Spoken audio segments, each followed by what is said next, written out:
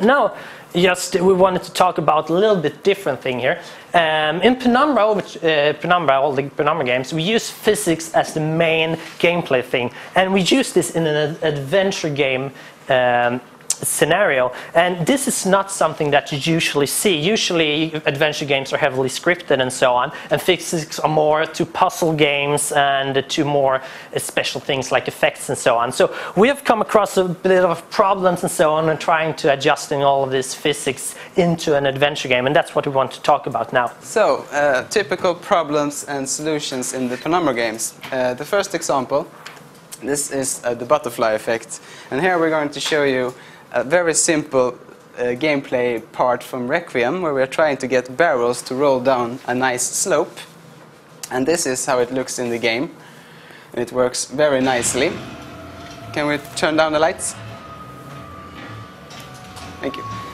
So here you can see that the barrels are coming as intended. But this only works because we have very specific areas applying forces to the barrels, and we have colliding objects that decides where exactly these objects will move. If you turn all that off and just leave the physics to being physics, this is the end result.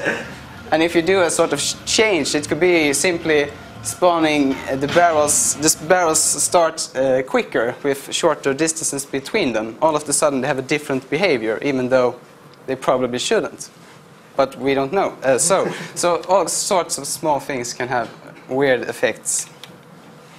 And here's the instability issue: is physics in games cannot always be 100% stable. So in this case, this is an important object, but the player could actually bang it through the floor.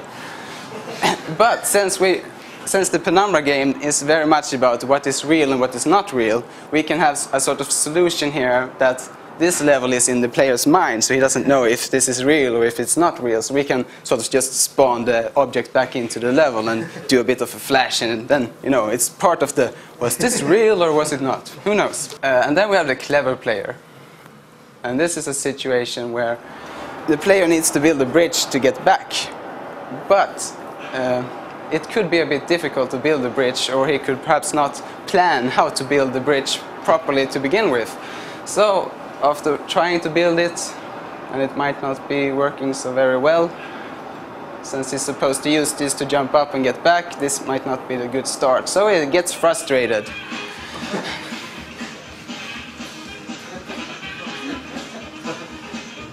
Yes, and then we end up in an unwinnable state. So we had to add a sort of, yeah, he can sneak back that way. So it's a sort of extra, just in case, you never know. We don't want to have the player trying to jump over and then die, because we don't really believe so much in having the player replay elements of the game over and over. It should be one time on having a good time. Now we're going into the positive things with physics. You can have multiple solutions, and the first example is going to show where you get multiple solutions without actually adding so much extra work for us. So the player needs to get an important object down from the top shelf, and then he can either use a box and just simply throw it. And there he has the fuse, or he could use the broom located to the right and use that to get the object down. And that's the only use of the broom in the whole game. and that really pisses players off, because they're, hey, there's the broom and I played the whole game, there's no use for it, what the fuck? Or basically that's what they say on our forum. or I could build with the boxes and get it like that. And there are probably more ways for the sort of clever place yeah, to do it. And here the next example is, this took a bit to set up, because here we have an area of the game where there are many different solutions to how to progress. So the player will have the option to either take the upstairs way or the downstairs way. The upstairs way, he has to make makeshift bridges to get all the way over, all the way across. But as this is an example, he decides to go downstairs instead.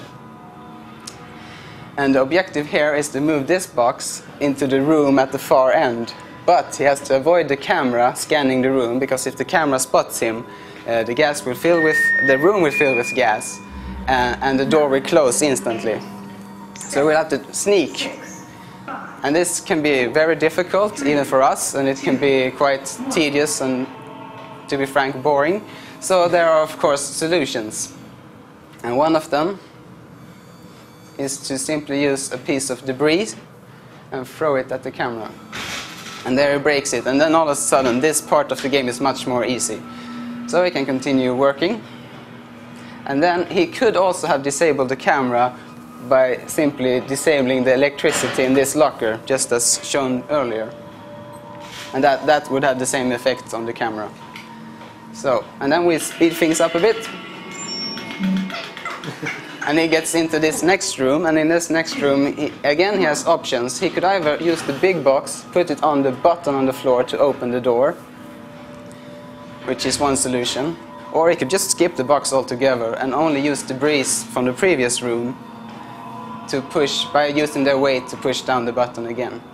And here he has to use three parts to make it go down, but he could also use 2 parts, jump up on it on himself, and then he gets just enough time to run out the door before it goes up again.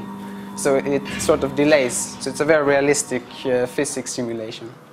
And then he gets out into the next room. So the summary of the physics and puzzles is for the designers is to always make it in a winnable state, and of course the physics does not make it easier, and in the end, but when we do it the way we hope to do it, we think it works out quite well. And that's our presentation. Thank you.